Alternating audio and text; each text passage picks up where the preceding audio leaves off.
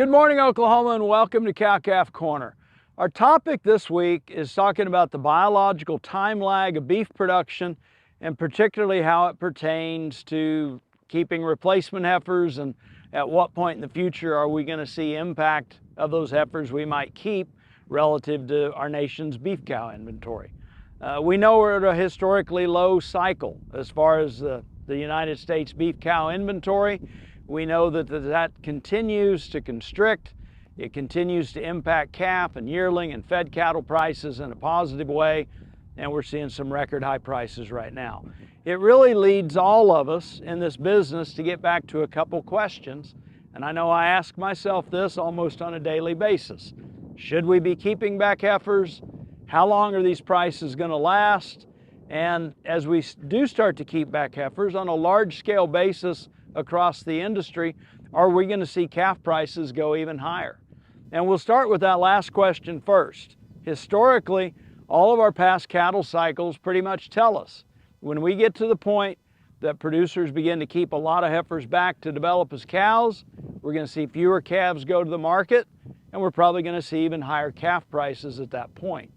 With regard to the question of how long are these prices going to last, we know in a beef market that is impacted and can and will be impacted by various other factors.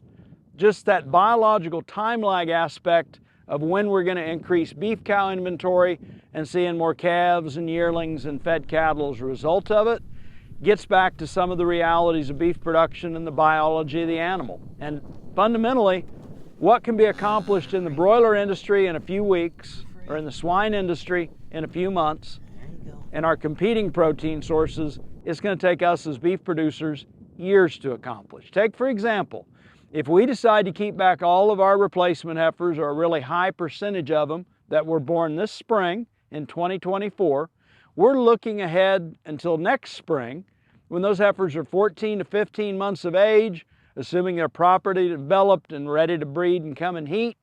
We're in the spring of 2025 before we breed them, and we jump forward another year into the spring of 2026 before those heifers are actually going to have that first calf. We keep in mind those calves aren't going to be sold immediately. We're into the fall of 2026 before those calves are potentially sold as wean calves.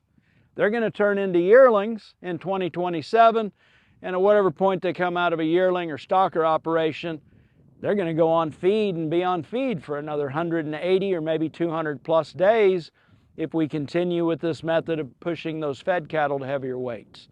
So long story short, and our bottom line consequence of this, all other things being equal, the laws of supply and demand indicate we're going to continue to see good value of all categories of cattle. And even if we start keeping heifers back and working toward increasing that national cow inventory at present, we are 2 to 3 years away just due to that natural biological time lag of beef cattle. I hope this helps, and as always, thanks for joining us on Cow-Calf Corner.